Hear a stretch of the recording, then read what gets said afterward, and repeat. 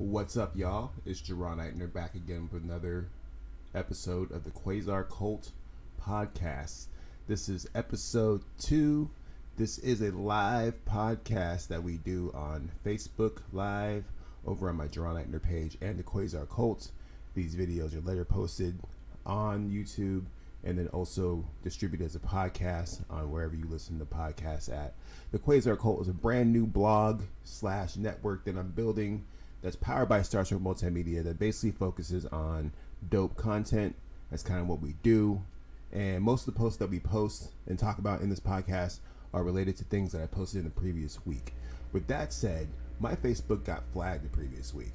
Yes, I got shut down on Facebook this past week. I'm not going to really go into details, but it did involve some nudity and some just some poor decisions on my part. And so my Facebook account has been iced for the last 3 days. I just got it back yesterday, and I've been trying to ease back into it because at the end of the day, Facebook's wild. And speaking of Facebook, which is a perfect segue into our first topic, Facebook did get shut down for about 6 hours earlier on this week. Facebook, WhatsApp, Instagram. It was a whole entire thing. Very telling. That's one thing I'll say. That all this is very telling because, first of all, I mean, me personally, I make a lot of my money via Facebook and Instagram. I do social media promotion for a lot of artists and clients. I solicit business through there. So all in all, it's like when Facebook shut down, I was kind of lost for a second. Even though I have a website and I have other ways that you can communicate with me, losing that form of communication kind of messed me up. And fortunately, I do live in a first world country, so I'm not as injured in the situation that compared to other countries who rely solely on WhatsApp to communicate. I think there's a lot of third world countries that use 99% of the communication involves WhatsApp. So when Facebook went down, their entire country was just not able to communicate. Me, I just wasn't able to communicate through that channel for 5 hours, and I was freaking out about it. But like I said, I make a lot of money through there. You know what I'm saying? I network a lot. My inbox is always popping. All that was shut down for a day, and it gave me a second to really reflect upon the effect that social media has had on us as human beings. Fortunately, I was born 1984, so I'm one of those zillennial kids that happened to experience a life before the internet and before computers, and kind of saw that all develop and grow. And just the exponential growth of technology, I got to witness all that. It's different from being born into this generation where it's all just kind of there already. And for that reason, I have a slight advantage when it comes to perceiving things like this, when it comes to social media, Facebook, MySpace, etc., so forth. And what's interesting is that everything works in cycles. Everything. And Facebook is, I think, near the end of its cycle. What's interesting about Facebook, though, is that it's so ingrained into our society at this point. It has 2.8 billion users that use this site. And what's fascinating about those numbers is that, a lot, like I said earlier, a lot of these numbers are people who live in poorer countries who don't really have any other means of communication other than Facebook and WhatsApp and Messenger. And it's just really fascinating how much Zuckerberg and his engine has really just ingrained themselves into society, more so than any other previous internet incantation that I can think of. Way more impactful than Netscape or AOL or MySpace. Facebook is here to stay, as long as they don't shut down again, I guess. But even then, I feel like Facebook is so useful and so integrated into our society that it's too big to fail at this point. Even if Zuckerberg came out and is exposed that he was chilling on Epstein's island dealing with kids or something like that, Facebook would still remain. They would just remove him as CEO. That's how big it has become at this point. And a tip to artists, it's funny because a couple people hit me up when Facebook went down, and they're like, "Oh man, I really wish I got that website." And I'm like, "Yeah, you probably should have," because that's kind of going back to the old school ways of communication. And it sounds weird even calling it old school, just because of the fact that the advent of the internet and the exponential growth of it has only been over the last 20 years. But having an old school website and taking emails and having a mailing list, man, that's like dinosaur stuff compared to like what we're doing nowadays with Instagram and Snapchat and TikTok and all this stuff. But if you have a mailing list and you can still send emails out to people, that's going to get you further than anything else you can do in terms of artists online. Having a mailing list, it's literally just like a direct communication, and it's a lot better than dealing with algorithms or, you know, all your stuff shutting down. Like, I know a lot of artists who have their music on SoundCloud, and they, you know, just put up on SoundCloud because, one, it's really easy to do that, and two, you know, it's free. But the thing you don't understand is that if Michael J. SoundCloud, I don't know who owns SoundCloud, decides to shut down SoundCloud, then all of a sudden, you know, all your music is gone. And that's a scary thought. This is something that I've always thought about even before Spotify and the streaming era. It was just like, you know, you have to really be protective about how you put your music out there, because especially with time and exponential growth and it's just the way that society evolves, you know, it's really hard to hold on to something for so long. Even nowadays, like, they're still trying to figure out ways to preserve data forever. At this point, I think you can preserve data for something like 60, 70 years. I want to say that film is actually, I think it lasts like something like 100 years, give or take, if it's preserved properly in like the proper temperatures. But even with digital storage, you know, only lasts a few decades before it starts to like get glitchy and you have to transfer it over to new stuff. DVDs, CDs, all these are finite forms of storage. And one of the cool things about the internet is the fact that, one, information never really dies. You know, if something's on the internet, it's the code is somewhere there. There's always the running joke about trying to remove stuff from the internet. That's not a thing. You can't really remove anything from the internet without a whole team behind it. I mean, I guess Google can do it, but you got to pay them pretty big for that. But I guess my whole point is that with the rise of social media and the rise of all these streaming networks, we get to a point where we kind of just gave up control of our music and gave up control of our own personal growth and who we are as artists, to the point where it's like we're a slave to Spotify, we're a slave to DistroKid, we're a slave to Facebook and a slave to TikTok, and we don't really have a place that we can call our own, where people can go to and share your stuff. And this is why I always encourage websites over anything else, because that's yours, right? It might be owned or hosted by WordPress or GoDaddy or whoever, but that's still yours. It has your name on it. You know, JeronEichner.com. You can go to that, and you don't have to go through Facebook. You don't have to go through Instagram. You don't go through any of that shit. You know what I'm saying, and it might be a little bit more effort involved in terms of getting your fans to get there, etc., and so forth. But it's so much worth it in the long run, especially if you have a strong mailing list to where you can just send out emails to 3,000, 4,000, 10,000 people at the drop of a dime. You're reaching more people than any Facebook post you'll ever make, unless you have millions of followers.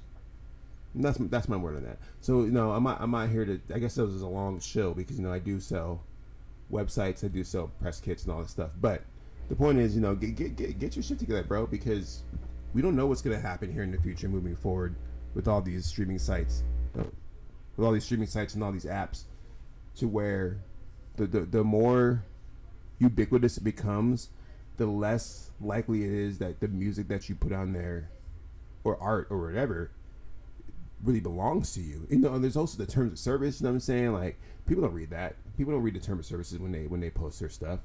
And somewhere, somehow, some way, you know, there's probably something in those clauses saying that when you do this, you're no longer like in possession of it anymore. And Facebook shutting down should be an eye opener to a lot of people, where it's like, if your entire career is based off your Facebook page or off your Instagram, you got to figure out a way to convert some of those fans into new followers, because otherwise, you know, you're at the will of Zuckerberg or whoever else is running whatever app at whatever time, and that can be super stressful, which I'm sure that you guys dealt with earlier this week when you couldn't access your page and you couldn't make your sales and you couldn't make your connects. You know what I'm saying?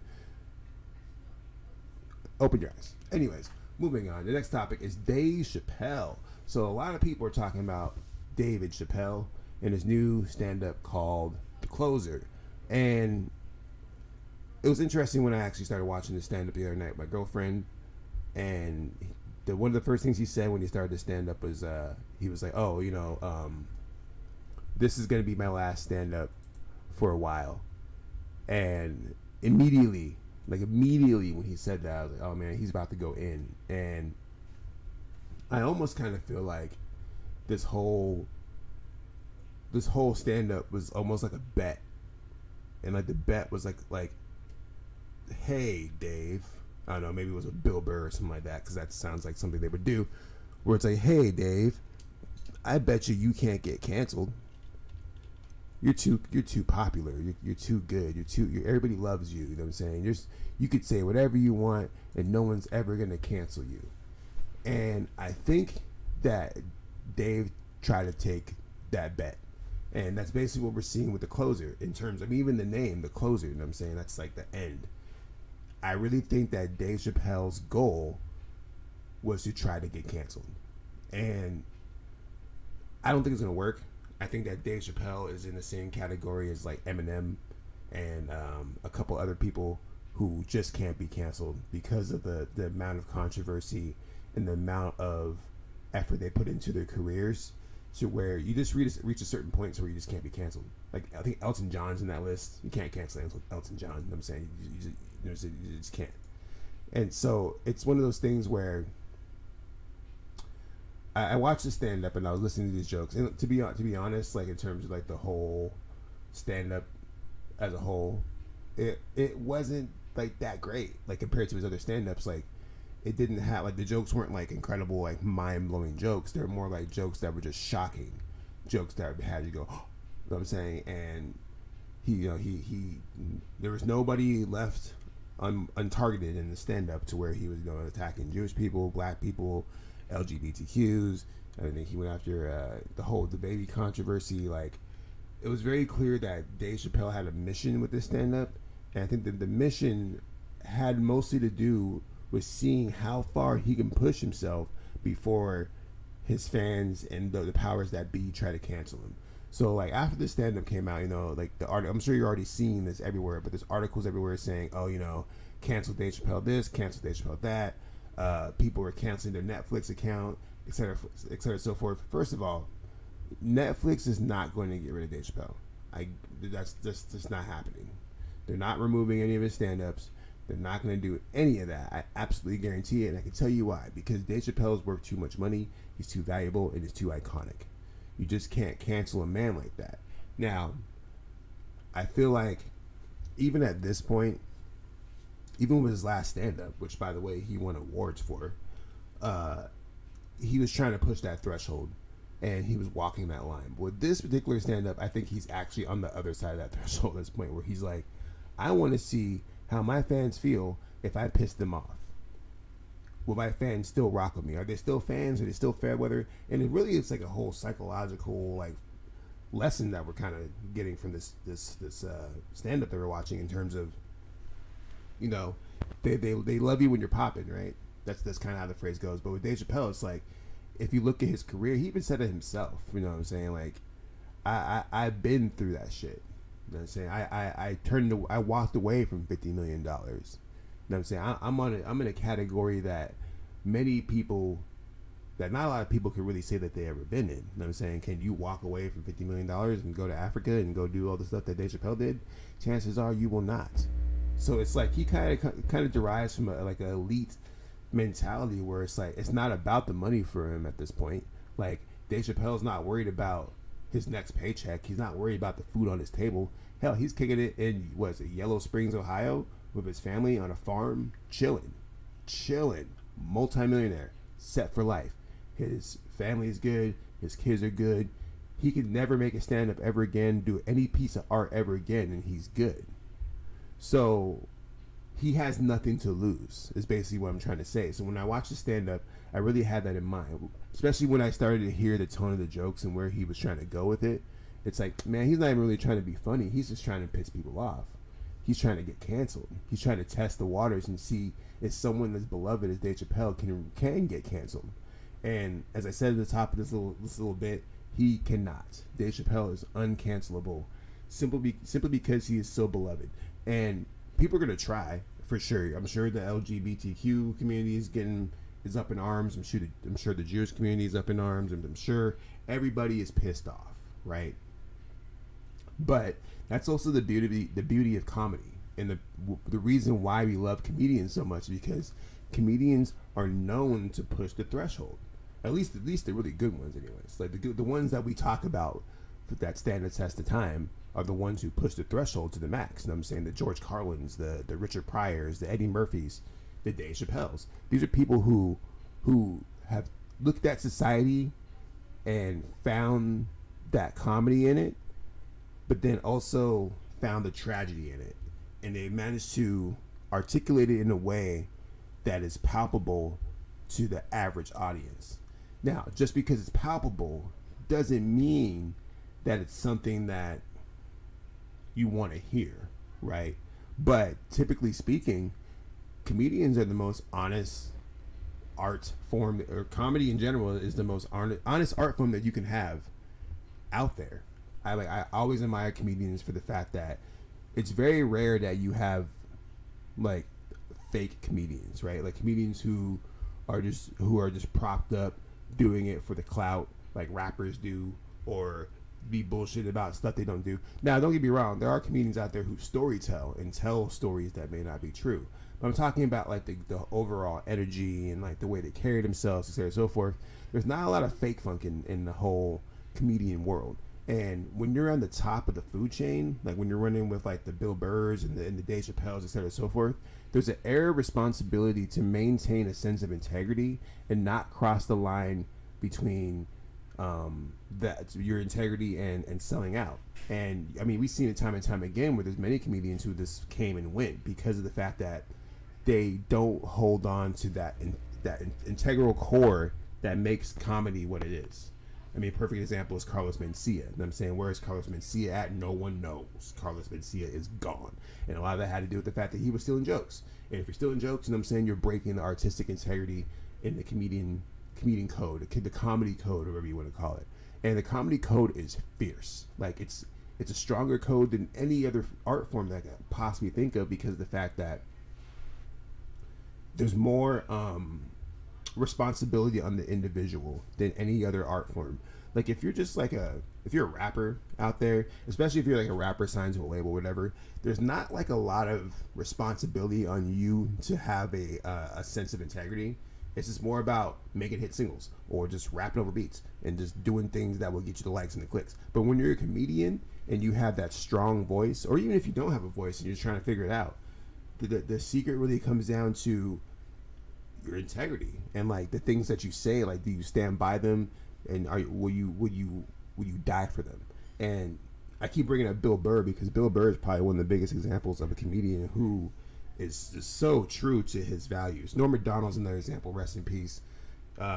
These comedians are comedians who just like understand the assignment when it comes down to telling your story in a way that no one else can. And that's something that I talk about all the time, where I tell this to all the artists. I tell this to basically every client, artist, business partner that I ever worked with, ever in my career. I always tell them the same shit, where the secret comes down to telling the story that no one else can. I made a post about this the other day about the Squid Game. Squid Game, the reason why it's so successful is because the story is so unique. And the story is so unique is because it's based off of the childhood experiences of the writer. Which means it's a story that only he can tell. Like, no one else can tell the Squid Game in the capacity that it's told. I'm sure people are going to try to at this point. I mean, you're going to see all kinds of Squid Game clones moving forward. But the idea... Ooh, sorry. The whole idea is that if... you're out here trying to tell stories. Tell your story. Don't tell the story you heard from somebody else. Don't tell the story that you saw on Facebook.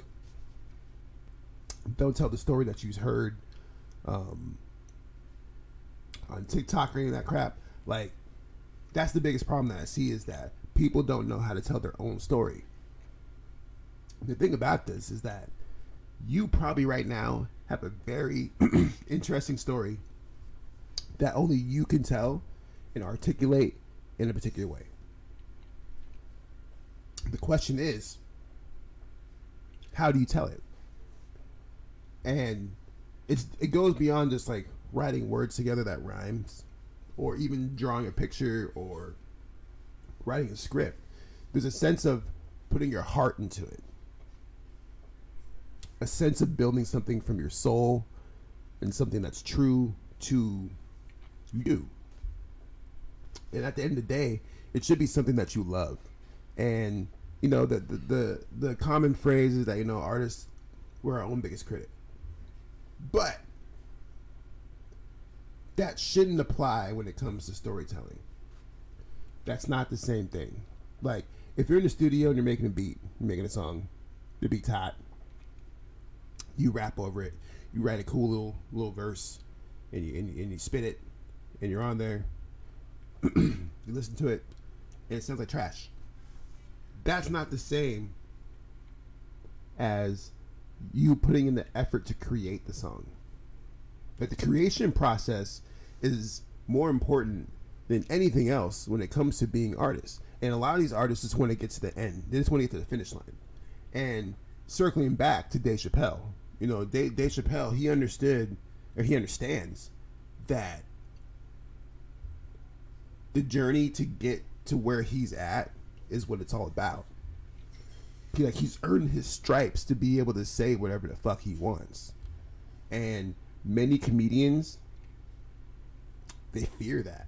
They fear reaching that point to where you're scrutinized. And that's why you see like all these comedians kind of disappear after they hit like a certain level of fame, because when you're doing comedy, it's probably the most vulnerable and the most exposed art form that you can do, because you're out there trying to make people laugh. You're trying to make people feel like a very particular certain type of way, which is crazy. Like, that doesn't really apply to other forms of music. Maybe music a little bit in terms of like, oh, I'm gonna make a sad song to make people sad and make people cry. But comedy, like especially with stand-up, it's like people go and sit down in front of you and they listen to you talk for the sole purpose of you making them laugh. And what's crazy about that, typically speaking, is that comedy is subjective. So it's not like everything that you say, there's no blueprint or no formula or no mathematical equation that is going to guarantee that you're going to make everybody in this room laugh. And it's a little bit different when it comes to music and other art forms, because a beautiful piece of art is a beautiful piece of art. You know what I'm saying? Like, there's a reason why the Mona Lisa is the Mona Lisa. It's a beautiful piece of art. And I'm sure there's somebody out there who's like, oh, dog, the Mona Lisa is trash, bro. So trash. You know what I'm saying? But objectively speaking, like, the vast majority of the world would agree that the Mona Lisa is an amazing piece of art and one of the greatest pieces of art of all time. This is objective. But if you ask somebody who their favorite comedian is, you're going to get a wide range of answers. And it's going to be very, very rare that you find people who say the same answers. Even if you ask them objectively, like, who do you think the greatest comedian of all time is? Right? Like, some people are going to say George Carlin, some people are going to say Richard Pryor, some people are going to even say, like, Steve Martin, some people are going to say, like, I don't even know, there's a whole list of people, but it doesn't quite apply to, like, other genres and other art forms. Like, if I ask you who the best rappers of all time, there's a pretty solid list there where it's like, you know, Jay-Z, Eminem, Kanye, you know what I'm saying, Nas. Like, there's a pretty legit list there that, with credentials and record sales and all these things that, like, kind of support it. There's no laugh meter when it comes to comedy. And so, circling back again, once again, to Dave Chappelle and his whole stand-up, The Closer, he went into this knowing that all this shit is subjective. All of this is subjective. There's no right or wrong answers in any of this shit that we do. We're humans just trying to figure this shit out as we go along. And the fact that people are trying to cancel him based off of subjective opinions is one of the the whole wizard behind the cloak, Wizard of Oz type of shit that's about this stand up that's so beautiful is that, like, how do you cancel people off of subjective opinions? Not only just subjective opinions that are comedy. Not only just subjective opinions that are comedy, subjective opinions that are comedy that he was paid to do. Like, this is this man's living, right? It's not like he's on the side of the street saying this shit. Like, Netflix paid him, he put it together. Netflix approved it.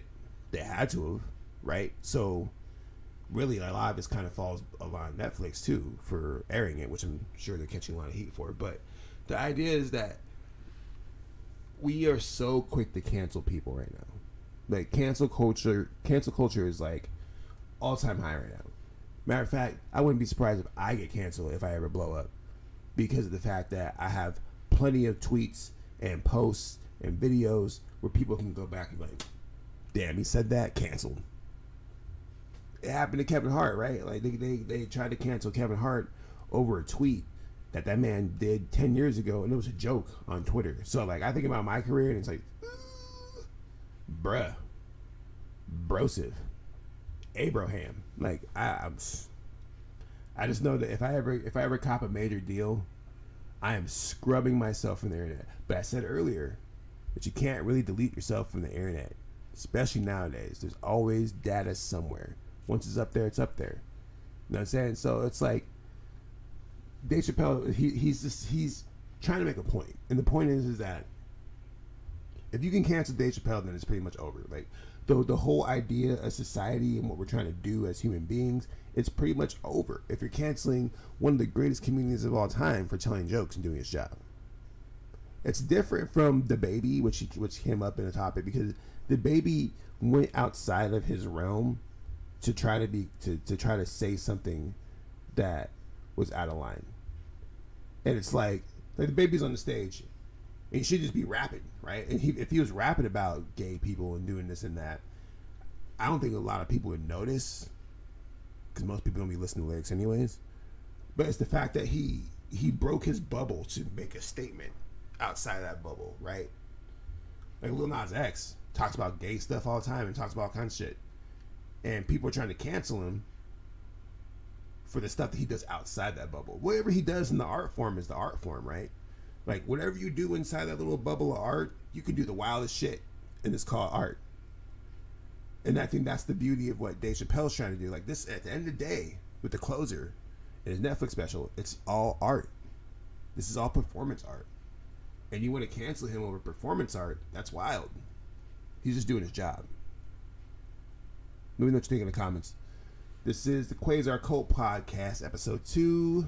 It's called Canceled. That's the name of this episode because, they're trying to cancel my guy. But at the end of the day, Dave Chappelle, he's a legend. And you can't cancel legends. You could try. They have tried before in the past. But if you're able to be canceled because you're legendary, it's because you weren't legendary. And that's a deeper discussion. I know that sounded very surface level and kind of cheesy, but it's a deeper discussion. Anyways, moving forward, next topic I want to talk about is this stupid ass Venom movie, Let There Be Carnage. So, disclaimer, I haven't even really watched this movie. I've seen some of these scenes from this movie. I read the plot dialogue. I watched the after credits scene, which is what the most of this video is about. And I didn't need to watch the movie because I already knew what to expect. I saw the first one. I'm just like, all right, cool, whatever. Like, whatever, man, whatever. So,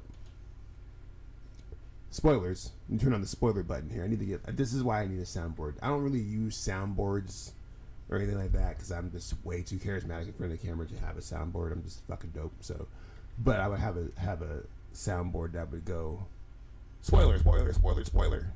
It'd be a spoiler warning. So if you have not seen the Venom Let There Be Carnage movie, and you don't want to hear any of the shit I'm about to say, spoiler, spoiler, spoiler.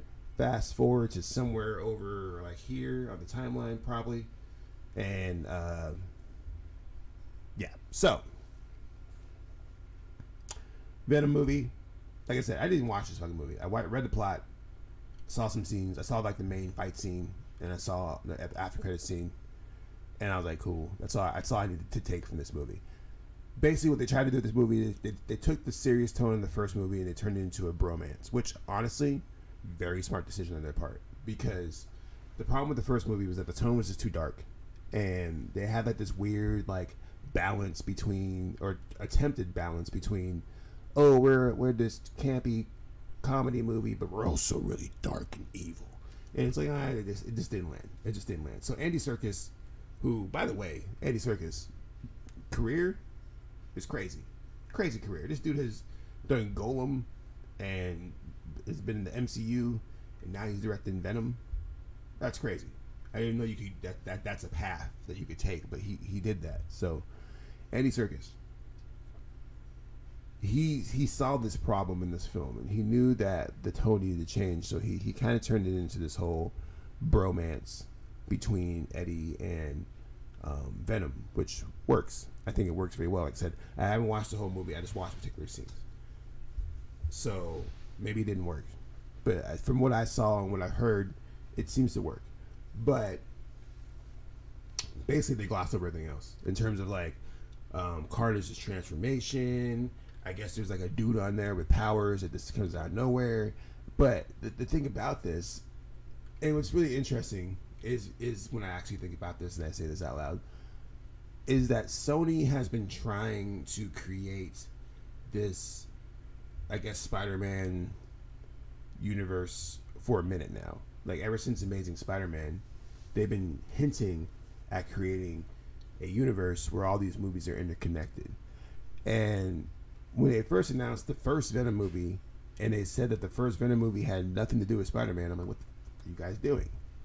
What are you doing? That's the dumbest shit I ever heard. And sure enough, that movie's dumb as hell. I hate the first Venom movie. I'm sorry, I hate it. I know I made a billion dollars, but that movie was terrible. And the reason why it was so terrible is because it completely just spits in the face of the mythos of Venom and Spider-Man, etc. and so forth.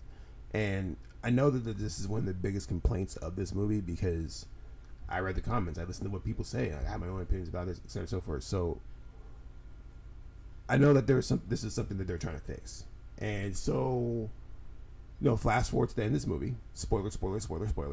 The movie ends with Venom and Eddie, I guess, transporting via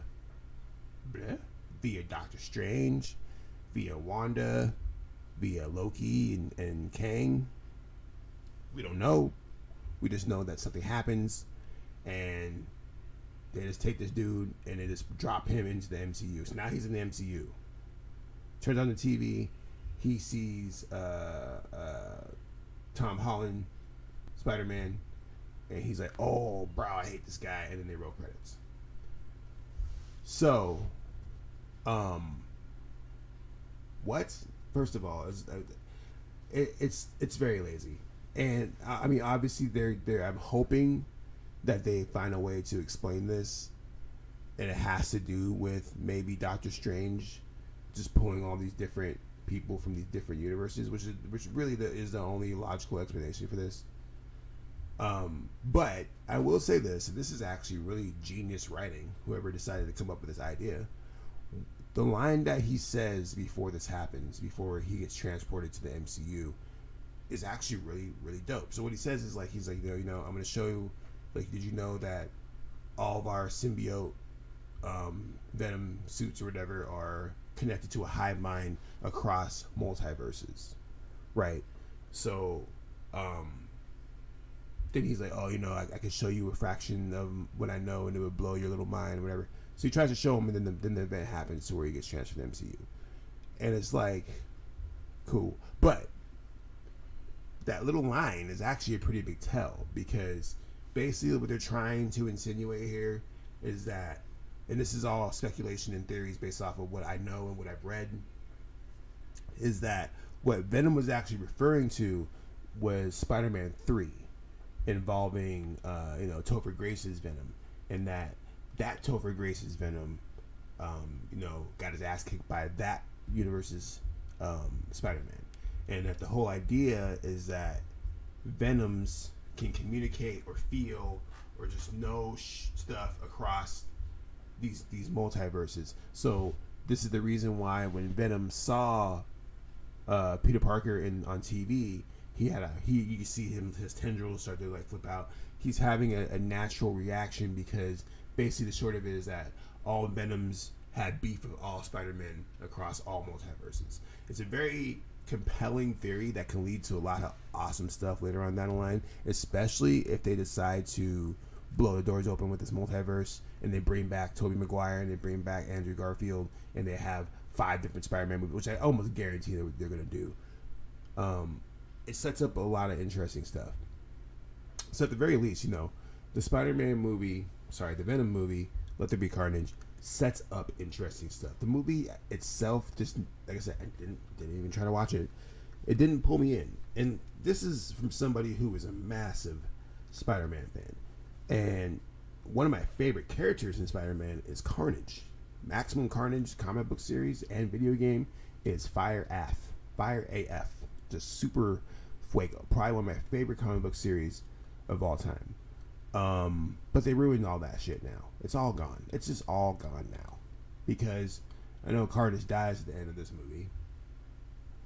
And the fact that it's just not there because the whole Maximum Carnage thing was based off, you know, the fact that Carnage was a suit that was born from Venom and Venom was born from Spider-Man, so there's a whole connection. It's just a mess. But I'm still gonna watch the next Spider-Man movie, probably. Oh, I am. That's guaranteed. No Way Home. I'm gonna watch it. But the rumor has it is that the 6th Sinister in there might be Venom, which would be wild. So basically, what's confirmed at this point would be Electro, Sandman, Green Goblin, Doc Ock. Who am I missing?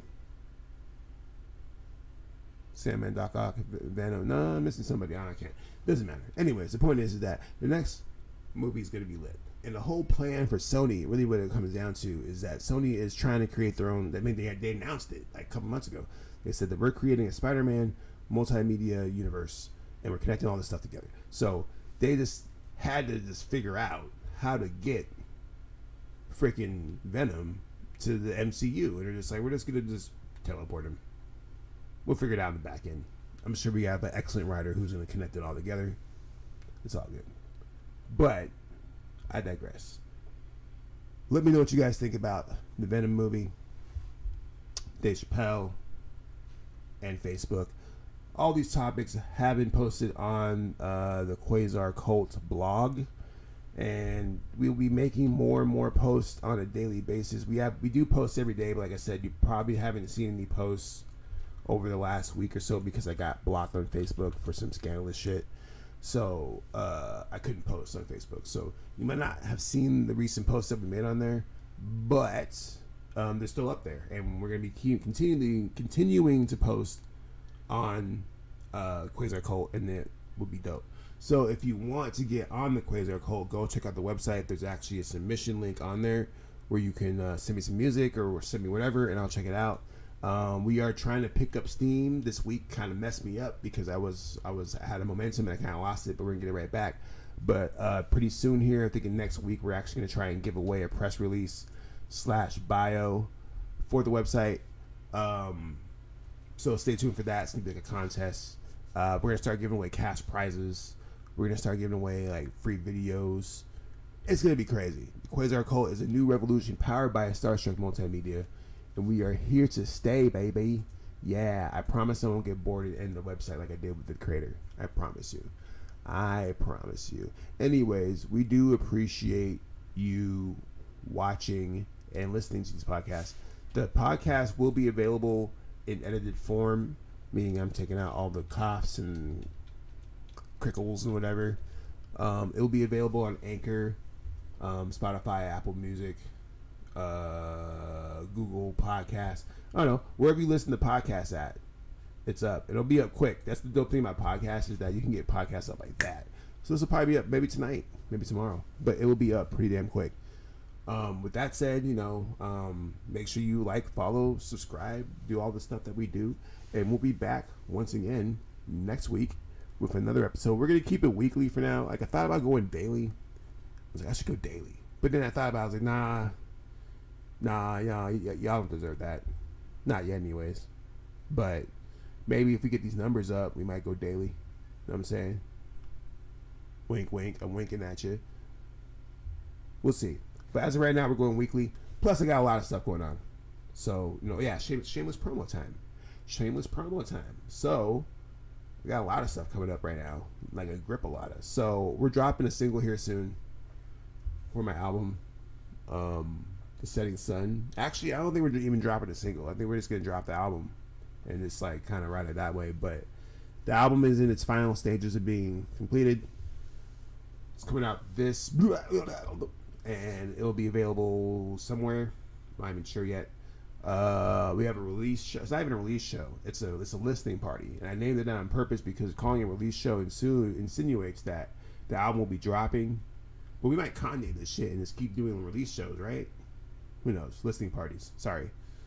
Listening party will be at Thunder Canyon Brewery on November 14th, which is a Sunday evening. It's gonna be an earlier show.